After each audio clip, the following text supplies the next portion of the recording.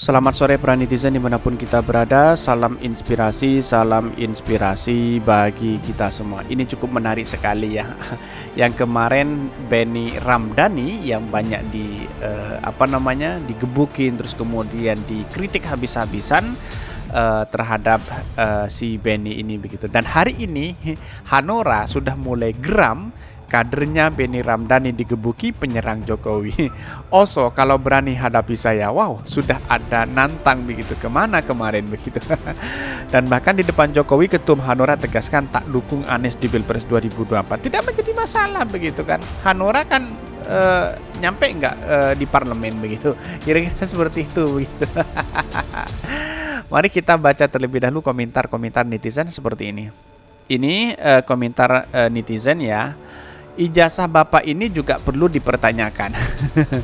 Kalau nggak salah, sebagian kader dari Partai Hanora dukung Anies Baswedan, tapi ketum Partai Hanora masih belum berani ngomong. Ya, main dua kaki itu tidak enak sebenarnya. Kalau kalah semua begitu kan.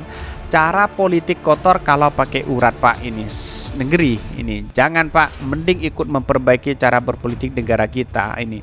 Cuma dibully di medsos turun aja Anda. Silahkan bela sok jago di medsos itu nggak bisa karena cuma butuh jempol, otot nggak dipakai. Banyak sekali kritik yang mereka gitu kan. Dan bahkan di depan Jokowi, Ketum Hanora tegaskan tak dukung Anies di Pilpres 2024. Ngapain kita harus mengatakan seperti ini, tidak mau mendukung Anies Baswedan? Ya tidak menjadi masalah begitu. Inilah demokrasi kita begitu kan.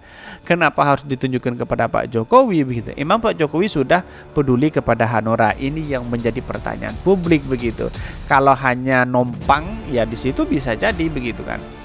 Pengen ketawa guram kok sombong ini. Kepedean padahal fokus aja ngadain partainya supaya bisa masuk Senayan. Dia pikir dengan manut-manut sama Jokowi akan menjadikan Hanora besar. Masa keemasan Jokowi sudah kelewat. Sekarang tinggal redupnya. Ikut pada yang sudah redup akan ke bawah redup.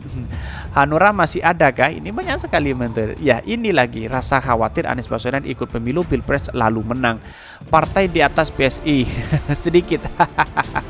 Tenggelamkan, sorry nggak ngaruh men, ada atau tidak ada Osman, Anies tetap jadi harapan rakyat. Ingin Indonesia jauh lebih baik, nggak kayak sekarang berantakan. Wow, sangat luar biasa, ngeri sekali kritikan netizen. Tetapi kritikan inilah yang harus kita hormati, bagian dari demokrasi kita begitu kan. Oh masih ada partai ini ya, hampir lupa. Ketua partai di negara ini unik, mereka sama persis dengan seorang diktator yang menentukan segalanya. Apakah mereka nggak sadar bahwa seorang ketua hanyalah berposisi sebagai pelaksana keputusan rapat anggota? Saking tidak lakunya sampai lupa kalau ada nama Partai Hanora. Ini dianggap sebagai partai nggak laku begitu kan. Walaupun yang tidak mendukung Anies Baswedan mungkin tidak akan ngaruh di situ begitu kan, karena tidak sampai di parlemen begitu kan, di ambang batas di situ, tidak masuk Senayan. Kira-kira seperti itu begitu. Lah emang masuk Senayan partai 05 ini banyak sekali, 0,5 ini. Masing-masing punya hak untuk mendukung atau tidak. Tetapi kenapa harus disampaikan di hadapan Jokowi? Apa masih minta restu? Mau dukung nggak dukung pun nggak apa-apa, ini partai ini kita ketahui aja lah. Ini banyak sekali yang mengkritik kepada Partai Hanora begitu kan. Ya karena pada hakikatnya kalau ingin eksis masuk di parlemen ya secara utuh kita harus mendengarkan aspirasi masyarakat begitu, bukan mendengarkan aspirasi para rezim atau penguasa. Kira-kira kan seperti itu begitu. Ingat, besok jika Anies presiden jangan beri jabatan pada orang ini begal partai ini. Emang pendukung partaimu berapa banyak? Kayaknya enggak ngaruh. Ini banyak sekali yang menurut mereka. Rakyat juga enggak dukung Hanora, bukan kadernya sudah melek mata untuk enggak kejeblos di lubang yang sama. Ini banyak sekali yang mengkritik kepada partai Hanora begitu kan. Awas, jilid 2 ludah kembali ke belakang, banyak sekali. Tetapi mari kita baca terlebih dahulu beritanya seperti ini. Ini beritanya, geram kadernya Benny Ramdhani digebuki penyerang Jokowi, kalau berani hadapi saya. Lah kemana kemarin begitu kan, waktu masih ada momen-momen seperti itu begitu. Ketua Umum DPP Partai Hanora Osman Septaodang atau Oso geram dengan kader-kadernya. Ya, Benny Ramdhani Bapak Blur banyak dikritik usai video memperlihatkan Benny di hadapan Jokowi tersebar di luas di jagat media sosial terkait siap tempur melawan penyerang Anies Baswedan. Dan bahkan Osa heran mengapa kadernya tersebut menjadi sasaran kritik. Ia lantas menantang para pengkritik tersebut untuk menghadapi dirinya. Lah, kemarin kemana begitu? Kader saya Benny Ramdhani itu digebukin orang. Salah apa ya? Saya mau klarifikasi orang. Siapa yang berani, mari hadapi saya, kata Oso dalam sambutannya. Bahkan menurutnya dia bukan baru dalam dunia politik sehingga ia mewanti-wanti kepada para pihak yang melempar kritik. Saya ini baru berpolitik nggak macam-macam orang politik. Saya terus terang baru 55 tahun berpolitik, beginilah saya, tuturnya. Ya, kalau sudah berpengalaman dalam dunia politik 50 tahun atau berapa tahun ya, bukan seperti itu demokrasi kita menantang sok menjadi jago begitu kan. Ini kan sudah jelas bahwa apa yang diperlihatkan video itu ya publik bisa menilai sendiri seperti apa video Ramdhani itu kan. Lebih lanjut ia mengatakan bahwa dirinya memang menghargai semua orang tanpa membeda-bedakan. Jadi saya pertama menghargai semua yang punya teman para kiai, pendeta atau ustadz pungkasnya. Wow, sudah membawa nama ustadz dan pendeta begitu. Kritikan sebelumnya pengamat komunikasi politik dari Universitas Esa Unggul Jamiluddin Ritonga menilai seharusnya Presiden Jokowi mencopot Benny Ramdhani sebagai Kepala Badan Perlindungan Pekerja Migran Indonesia. Hal itu menyusul dari pernyataan di hadapan Jokowi tersebar luas di jagat media sosial melalui tayangan video soal siap tempur melawan penyerang Presiden. Video Kepala Badan Perlindungan Para Migran Benny Ramdhani juga meminta izin di depan Presiden Joko Widodo untuk bertempur melawan serangan lawan tentu sangat tidak layak.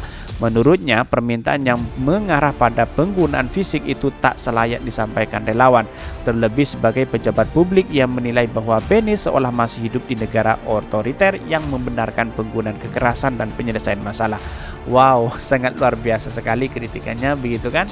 Dan bahkan Jamiluddin menilai dengan pernyataan tersebut Benny dianggap tidak layak memimpin instansi pemerintah. Menurutnya Benny tak sesuai memimpin di era reformasi yang mengedepankan demokrasi.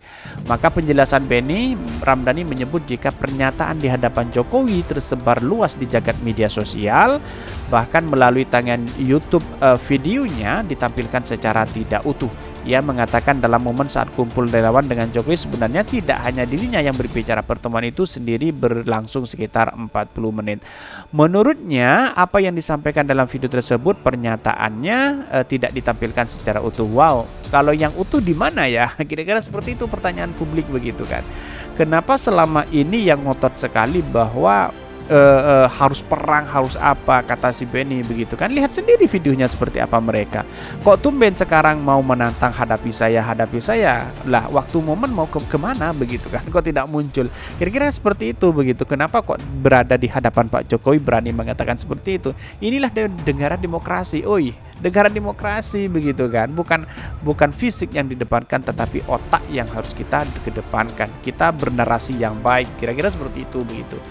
Di depan Jokowi, Ketum Hanora tegaskan tak dukung Anies di Pilpres di 2024. Tidak menjadi masalah begitu kan. Ketua Umum Partai Hanora juga mengatakan bahwa tidak akan mendukung Anies Baswedan di Pilpres 2024. Dia menyebutkan pihaknya mencatut nama di medsos. Dia merasa tak pernah menyatakan dukungan kepada Anies Baswedan. Tetapi di satu sisi segelintir orang yang anak buahnya mungkin ada yang mendukung Anies Baswedan begitu kan. Bahkan Osa mengaku berteman dengan Anies, namun ia tak terima namanya dicatut dalam gerakan yang mendukung Anies. Osa menyampaikan bahwa Hanura belum menyatakan dukungan untuk kandidat presiden manapun. Menurutnya Hanura masih fokus mendukung pemerintah Jokowi. Partai Hanura merupakan partai pendukung koalisi Jokowi sejak periode pertama, akan tetapi Hanura gagal mendapat kursi di DPR RI pada pemilu 2019. Ya, karena mungkin ketidakpercayaan mereka begitu kan. Ya, masyarakat yang mau memilih siapa? Karena memang tidak ada kepercayaan magnet dari Partai Hanura apa begitu kepada masyarakat. Ada simbiosisnya, dampak positifnya apa begitu kan?